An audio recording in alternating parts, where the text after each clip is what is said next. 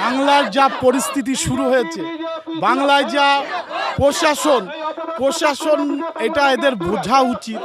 সবাই কোনো না কোনো ঘরের সন্তান, আজকে যার মা বাবা এত কষ্ট করে সেই সন্তানটিকে মানুষ করেছে, দিয়ে প্রশাসন পুলিশের চাকরি করছে, কিন্তু সকাল হলেই সেই প্রশাসন সেই পুলিশ অফিসার জানেন না যে তার মা বাবা তুলে গালাগালি দিচ্ছে সাধারণ আম জনতা।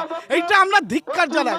আজকে আমি একটা কোনো কাজ করতে এসে যদি আমার মা বাবার ওপরে কেউ আঙুল তুলে বা আঙুল উঁচু করে, আমি মনে করি এইটা আমার নিজের দুর্বলতা। আজকে যে বাংলায় প্রশাসনের ভাবা উচিত, পুলিশ অফিসারদের ভাবা উচিত যে আমার যে মাইনেটা কোনো মুখ্যমন্ত্রী তার ব্যক্তিগত টাকা দিচ্ছে না, এইটা সাধারণ আম জনতার ট্যাক্সের টাকা থেকে আপনারা মাইনে পাচ্ছেন। তাহলে কেন নিরাপত্তা থাকছেন না, কেন এক পক্ষ হচ্ছেন? আজকে আমাদের এইটা প্রশ্ন।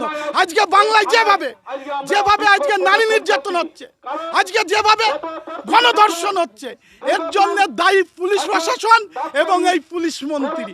এর জন্য এদের আমরা ধিক্কার জানাই। এর জন্য আজকে আমরা এই বিক্ষোভ এবং ডেপুটেশন